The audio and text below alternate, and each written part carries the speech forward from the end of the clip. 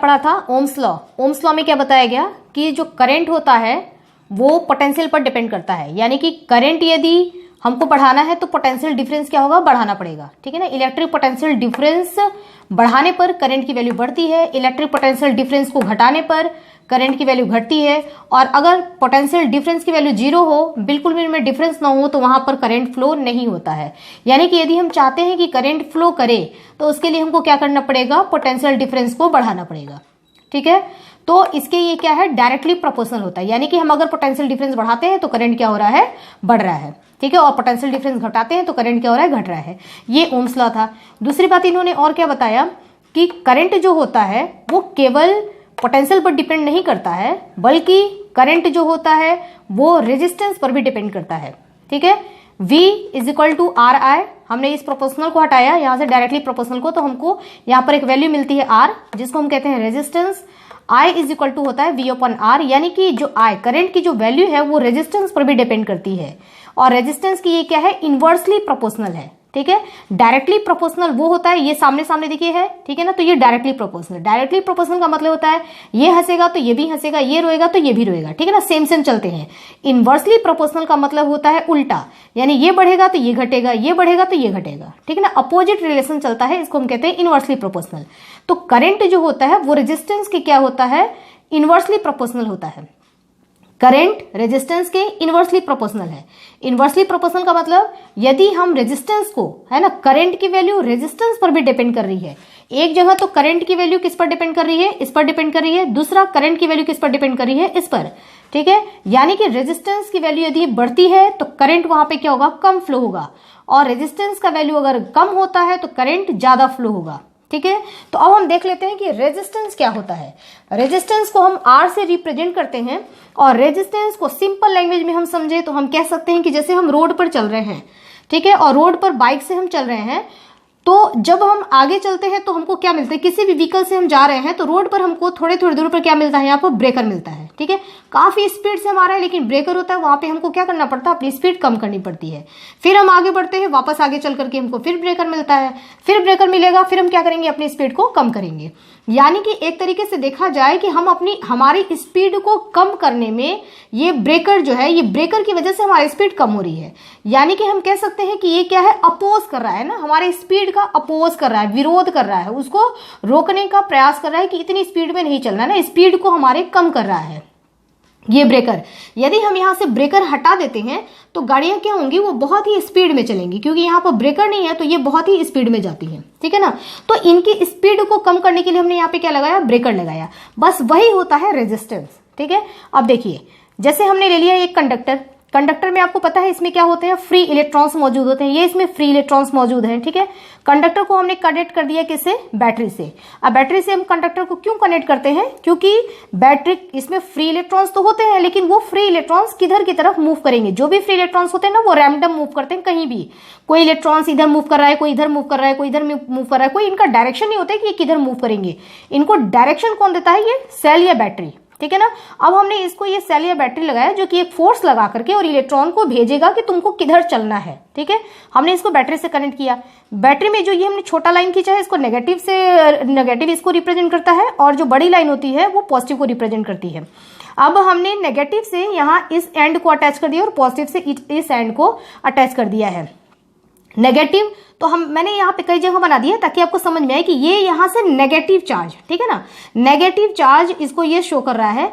तो इलेक्ट्रॉन्स पर भी क्या होता है? नेगेटिव चार्ज होता है। यानी कि ये नेगेटिव चार्ज इस इलेक्ट्रॉन के नेगेटिव चार्ज पर क्या लगाएगा? रिपल्सन फोर्स लगाएगा। रिपल्सन फोर्स क्या होता है? सेम सेम चार्ज के बीच में जो फोर्स लगता है ना, माइनस माइनस के बीच में जो फोर्स लगेगा और प्लस प्लस के बीच में जो फोर्स लगता है वो होता है रिपल्सन फोर्स। रिपल्सन फोर्स वो होता है जो एक दूसरे को दूर भगाता है, ठीक है ना। एक दूसरे को दूर भगाने के लिए धक्का देकर के एक दूसरे को दूर भगाते हैं, उनको बोलते हैं रिपल्सन फोर्स। और अपोजिट चार्ज रहता है जैसे प्लस माइनस, तो इनके बीच में क्या होता है? अट्रैक्शन होता है, ठीक है ना। यहाँ पे अट्रैक्शन फोर्स लगता है। तो फिलहाल यहाँ पे क्या लग रहा है? रिपल्सन फोर्स, है ना। ये इलेक्ट्रॉन्स, इन पर नेगेटिव चार्ज है, इन नेगेटिव चार्ज और इलेक्ट्रॉन्स के नेगेटिव चार्ज के बीच में क्या लगेगा? रिपल्सन फोर्स लगेगा। तो इधर से ये जो हमारा बैटरी का नेगेटिव एंड है वो क्या कर रहा है कि इलेक्ट्रॉन्स को पुश कर रहा है, ठीक है ना। तुमको उधर भेजना है, ठीक है ना, उधर जाना है। अब इनको क्या मिलेगा? एक डायरेक्शन मिलेगा कि ये चलना शुरू करेंगे। तो डायरेक्शन मिलेगा यानी कि ये मूव करेंगे इधर की तरफ। दूसरी चीज, इधर से तो इनको पुश किया जा रहा है और इधर से इनको क्या किया जा रहा है, पुल किया जा रहा है। कैसे? अब देखिए यहाँ नेगेटिव चार्ज है और हमने बैटरी का पॉजिटिव चार्ज हमारा ये है, तो ये रहा पॉजिटिव चार्ज। अब ये पॉजिटिव चार्ज इस नेगेटिव चार्ज को क्या करेगा, अपनी तरफ खींचेगा, यानी कि यहाँ पर क्या लग रहा है, अट्रैक्शन फोर्स लग रहा है। तो इलेक्ट्रॉन्स पर ये इलेक्ट्रॉन्स को खींच रहा है और ये इलेक्ट्रॉन को धक्का दे रहा है। तो उस तरीके से क्या होगा, इलेक्ट्रॉन इधर की तरफ मूव करेंगे। यानी कि कंडक्टर में पहले से भी इलेक्ट्रॉन मौजूद थे, लेकिन जब इसको हम सेल से बैटरी से कनेक्ट करते हैं तब इसमें करंट फ्लो होना शुरू होता है। यहाँ से करंट इसमें फ्लो होगा, ठीक है ना। इलेक्ट्रॉन्स का मूवमेंट यहाँ पर स्टार्ट हो गया और इलेक्ट्रॉन्स जिधर की तरफ मूव करता है, अब सारे के सारे इलेक्ट्रॉन्स इधर की तरफ मूव करेंगे। इलेक्ट्रॉन जिस डायरेक्शन में मूव करता है, करंट उसके अपोजिट डायरेक्शन में चलता है, ठीक है। करंट चलेगा +2 माइनस और इलेक्ट्रॉन मूव कर रहे हैं -2 प्लस, ठीक है। इस बात का एकदम ध्यान रखिएगा कि ये -2 प्लस है, ठीक है, इलेक्ट्रॉन का मूवमेंट, लेकिन करंट का मूवमेंट +2 माइनस है। अब जब इलेक्ट्रॉन यहां से मूव कर रहा है तो इस इलेक्ट्रॉन, ठीक है ना, ये इलेक्ट्रॉन यहां से मूव करेगा तो इस इलेक्ट्रॉन के रास्ते में ये सब क्या है, जिससे ये बना हुआ है, जैसे हमारा एक कंडक्टर है, ये जिस मेटल से बना हुआ है और उस मेटल से इलेक्ट्रॉन निकले हुए हैं, ठीक है ना। मेटल के एक एटम को देखते हैं, जैसे इसका एक एटम है ये, तो इसमें ये न्यूक्लियस है, ठीक है ना। यहां से इलेक्ट्रॉन बाहर निकल गया तो इसके ऊपर क्या आएगा, पॉजिटिव चार्ज आएगा। तो वो पॉजिटिव चार्ज वाले को हम क्या बोलते हैं, कैटायन, ठीक है। और ये इलेक्ट्रॉन बाहर निकल गया, इलेक्ट्रॉन पर क्या है, नेगेटिव चार्ज। तो पॉजिटिव चार्ज वाले निकल के कहीं गए थोड़ी हैं, वो तो इसमें ही है, कंडक्टर के बीच बीच में यहीं पर ये रुके हुए हैं पॉजिटिव चार्ज वाले, ठीक है। तो जब इलेक्ट्रॉन ये मूव करता है ना, तो ये वही काम करते हैं, ये पॉजिटिव चार्ज वाले जो है ना, ये जो कैटायंस, वो इसी यहाँ पर ब्रेकर का काम करते हैं, यानी कि इनको रोकते हैं, ठीक है। इलेक्ट्रॉन्स तेजी से भाग के गया और पॉजिटिव चार्ज वाले से टकरा गया, है ना, तो उसकी स्पीड क्या हो गई, वहां पर रुक गया, है ना। वो इस तरीके से वो रुकता है। फिर ऐसा ही नहीं है कि केवल यही जो है वो ब्रेकर का काम कर रहा है, एक इलेक्ट्रॉन जा रहा है और दूसरे इलेक्ट्रॉन से वो जाकर के टकरा गया, क्योंकि सब बड़ी तेजी से इनको इधर से धक्का दिया जा रहा है, खींचा जा रहा है। तो कोई सारे इलेक्ट्रॉन्स एकदम मतलब होड़ लगी हुई है, सब उधर ही भाग रहे हैं। अब उधर ही भागने के चक्कर में क्या है, कभी ये पॉजिटिव से टकरा रहे हैं, कभी ये इलेक्ट्रॉन आपस में टकरा जा रहे हैं। इस टक्कर की वजह से क्या होता है कि इलेक्ट्रिक करंट के स्पीड में थोड़ी कमी आती है, ठीक है ना। मतलब अगर इनको हटा दिया जाए इन सब चीजों को, तो इलेक्ट्रॉन्स क्या होगा, बड़ी तेजी से फ्लो करेगा, यानी करंट यहां से इधर की तरफ जो है, करंट इधर बहुत तेजी से फ्लो होगा। लेकिन फिलहाल यहां पर क्या है कि बहुत सारे ये एटम होते हैं, कैटायन होते हैं, तो कैटायन इनकी स्पीड को कम करने का काम करते हैं। इलेक्ट्रॉन्स के मूवमेंट में ये क्या करते हैं, अपोज करते हैं ना, तो अपोजिशन ऑफ द करंट को रोकने का काम करते हैं। इन्हीं को हम बोलते हैं रेजिस्टेंस। तो रेजिस्टेंस क्या हुआ, जो अपोज कर रहा है, ठीक है ना, जो स्पीड को कम करने की। आपको हम R से रिप्रेजेंट करते हैं और रेजिस्टेंस को जब हम सीरीज में जोड़ेंगे तो उसको हम ये सिंबल देते हैं, इस तरीके के सिंबल से हम अटैच करते हैं रेजिस्टेंस को। और ये सिंबल है जब रेजिस्टेंस में चेंजेस नहीं होगा, है ना, रेजिस्टेंस की वैल्यू जब कांस्टेंट होगी, बदलेगी नहीं, तो हम इस तरीके के सिंबल से रेजिस्टेंस को हम सर्किट में जोड़ेंगे, ठीक है ना। और यदि रेजिस्टेंस वेरिएबल होगा, यानी कि चेंज होगा, रेजिस्टेंस चेंज हो सकता है, वेरिएबल अगर रेजिस्टेंस है, तो उसको हम इस तरीके के सिंबल से रिप्रेजेंट करते हैं, या फिर हम उसको इस तरीके के सिंबल से रिप्रेजेंट करते हैं। अब dependence of the resistance, resistance जो होता है वो किस किस चीजों पर डिपेंड करता है। फर्स्ट है हमारा लेंथ ऑफ द कंडक्टर, सबसे पहले कंडक्टर के लेंथ पर डिपेंड करता है। अब जैसे देखिए मैंने आपको बताया था, ये रेजिस्टेंस जो होता है वो लेंथ की क्या होता है, डायरेक्टली प्रोपोर्शनल होता है, यानी कि लेंथ अगर बड़ा है तो वहां पर रेजिस्टेंस क्या होगा, ज्यादा होगा। रेजिस्टेंस का मतलब आप समझिए रुकावट, ठीक है ना, तो रुकावट वहां पे ज्यादा होगा, यानी कि करंट को बार बार रुकावट का सामना करना पड़ेगा यदि लेंथ ज्यादा है कंडक्टर का, तो ठीक है ना। कंडक्टर क्या, जहां हम करंट को फ्लो कर रहे हैं। अब सपोज करिए कि ये कंडक्टर है, ठीक है ना, इतना बड़ा ये कंडक्टर है, यहाँ पर हमने एक ये इतना बड़ा रोड है, तो इतने बड़े रोड पर क्या है, एक ब्रेकर लगा हुआ है। अगर रोड को हम और बड़ा करेंगे तो 2 ब्रेकर हमको मिलेगा, रोड को हमने और बड़ा कर दिया तो वहां पर हमको बहुत सारे ब्रेकर मिलेंगे। यानी कि यहाँ पर देखिए, इसको अवरोध करने वाला, ठीक है ना, उसके अवरोध करने वाला, अपोज करने की संख्या यहाँ पे क्या हो गई, बढ़ गई, ठीक है। स्पीड को कम करने वाली संख्या क्या होती जा रही है, बढ़ती जा रही है। जैसे जैसे हम लंबाई बढ़ाते जा रहे हैं, ये हमारा कंडक्टर है, वायर ही आप समझ लीजिए, वायर की लंबाई आप बढ़ाओगे तो वहां पर रेजिस्टेंस भी आपको ज्यादा मिलेगा, ठीक है ना। अपोज करने वाला, विरोध करने वाला वहां पर ज्यादा मिलेगा, रुकावट पैदा करने वाला, जो कि करंट को फ्लो नहीं होने देगा। तो रेजिस्टेंस जो होता है वो लेंथ के डायरेक्टली प्रोपोर्शनल होता है। दूसरा है क्रॉस सेक्शन एरिया, यानी कि रेजिस्टेंस जो होता है वो एरिया के इनवर्सली प्रोपोर्शनल होता है, ठीक है। आप एरिया बढ़ाएंगे, एरिया यानी कि क्षेत्रफल, एरिया बढ़ाएंगे तो रेजिस्टेंस क्या हो जाएगा, कम हो जाएगा। कैसे, वो देखिए, रोड्स के ही एग्जांपल्स हम समझते हैं। मान लीजिए कि ये एक सकरा रोड है, ठीक है, फिर इससे हमने थोड़ा चौड़ा रोड लिया, फिर थर्ड हमने उससे भी चौड़ा रोड लिया। अब आप देखिए भीड़ भाड़ ज्यादा कहाँ होगा, आप फ्रीली इन तीनों में से कहाँ आप एकदम इजीली मतलब स्पीड में चल सकते हैं, तो वो यहाँ चल सकते हैं। क्योंकि मान लीजिए कि इलेक्ट्रॉन मूव कर रहा है, ठीक है ना, अगर यहाँ पे बहुत भीड़ भाड़ है तो यहाँ कहीं कैटायन पूरे इसमें क्या है, बहुत कंजेस्टेड, खूब सारे यहाँ पर ब्रेकर मिलेंगे, ठीक है ना, कंजेस्टेड है, उसको निकलने का रास्ता नहीं मिल रहा है। यहाँ पर है तो चलो थोड़ा दूर दूर है ना, थोड़ा इसको फ्री मिलेगा, रास्ता मिलेगा निकलने का, तो यहाँ पे स्पीड ज्यादा रहेगी इलेक्ट्रॉन की।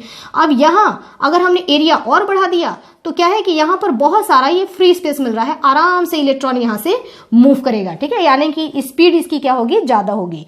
तो एरिया यदि आप कम करते हैं तो रेजिस्टेंस ज्यादा हो जाएगा, ठीक है ना, विरोध करने वाला, ठीक है, रुकावट पैदा करने वाले ज्यादा रहेंगे। एरिया बढ़ाएंगे तो रुकावट करने वाला क्या होगा, धीरे धीरे कम होता जाएगा। यानी कि इसके क्या है, ये इनवर्सली प्रोपोर्शनल होता है, अपोजिट। तो हमने क्या देखा कि आर जो होता है वो एल पर डिपेंड करता है, ठीक है ना, एल की क्या होता है, रेजिस्टेंस जो होता है लंबाई के डायरेक्टली प्रोपोर्शनल होता है, ठीक है ना, लंबाई बढ़ेगी तो रेजिस्टेंस भी बढ़ेगा। और रेजिस्टेंस जो होता है वो एरिया की क्या होता है, इनवर्सली प्रोपोर्शनल होता है, यानी कि एरिया यदि बढ़ता है तो रेजिस्टेंस क्या होगा, कम होगा, ठीक है।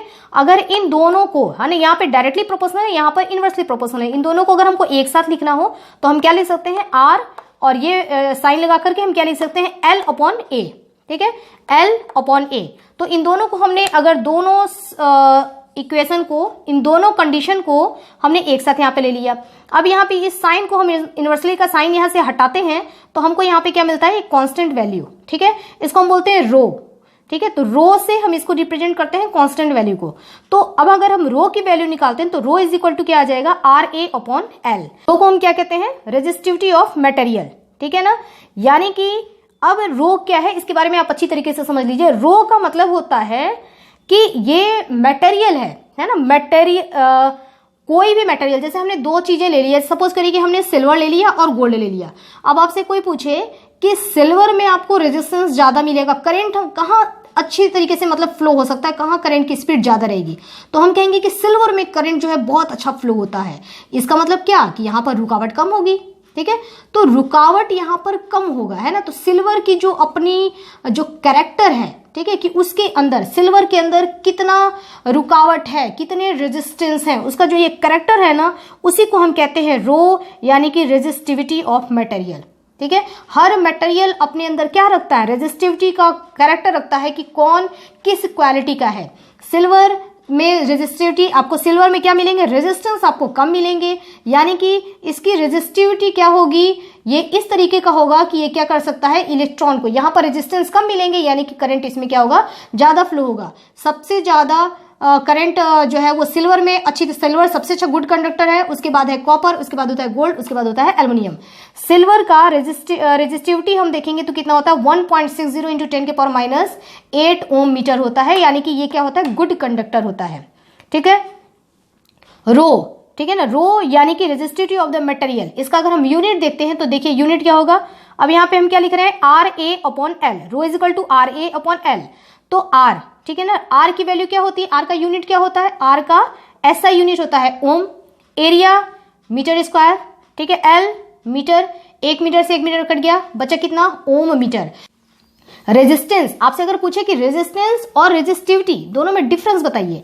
रेजिस्टिविटी आप समझिए, जैसे कि हम जाते हैं ना मार्केट में कपड़े लेने के लिए, तो हर कपड़े का अपना अपना क्वालिटी होता है, ठीक है ना। आप कौन सा कपड़ा ले रहे हैं, कॉटन ले रहे हैं, सिंथेटिक ले रहे हैं, या फिर आप जो है सिल्क का ले रहे हैं, तो कौन से मटेरियल में आप जा रहे हैं, ठीक है ना। तो मटेरियल का अपना खुद का जो कैरेक्टर है ना, क्या वो मतलब कितनी अच्छी क्वालिटी का है, जो मटेरियल का खुद का अपना कैरेक्टर होगा ना, उस कैरेक्टर को हम कहते हैं रेजिस्टिविटी।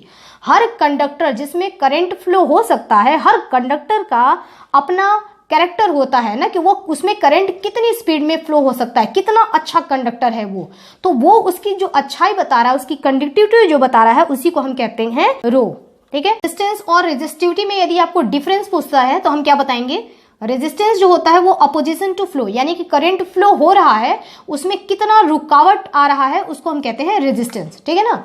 अब रेजिस्टिविटी की बात करेंगे तो हम ये कहेंगे कि ability of material to oppose current, मतलब उसकी मटेरियल का में क्या एबिलिटी है, वो कितना अपोज करेगा, ज्यादा उसमें रेजिस्टेंस है या कम रेजिस्टेंस है, ठीक है ना। वो जो मटेरियल का जो अपना कैरेक्टर है उसको हम कहते हैं रेजिस्टिविटी, ठीक है। ठीक है। अब सेकेंड है इसमें कि जो रेजिस्टेंस है वो एल पर डिपेंड करता है, एल के डायरेक्टली प्रोपोर्शनल होता है, ए के इनवर्सली प्रोपोर्शनल होता है और रो पर भी डिपेंड करता है, ठीक है ना। रेजिस्टेंस रो पर भी डिपेंड करता है कि आपने मटेरियल कैसा लिया है। जैसा मटेरियल लोगे, अगर अच्छे क्वालिटी का मटेरियल है, सिल्वर है, तो उसमें आर क्या होगा, कम होगा, ठीक है ना। तो इससे के इस पर भी ये डिपेंड करता है। और ये किस पर डिपेंड करता है, रो जो होता है वो केवल मटेरियल पर ही डिपेंड करता है। उससे मतलब नहीं है कि लंबाई आपने कितना रखा है, ठीक है ना, एरिया क्या है, उससे मतलब नहीं है। इसको मतलब है कि मटेरियल कैसा है, ठीक है ना। मटेरियल पर डिपेंड करता है केवल रो की वैल्यू। इसको हम ओम से रिप्रेजेंट करते हैं और इसकी यूनिट क्या होती है, ओम मीटर। इसकी यूनिट होती है ओम और इसकी यूनिट होती है ओम मीटर। इसको रेजिस्टेंस को हम रिप्रेजेंट करते हैं आर से और रेजिस्टिविटी को हम रिप्रेजेंट करते हैं रो से, ठीक है। तो ये दोनों में डिफरेंस हो गया, रेजिस्टेंस और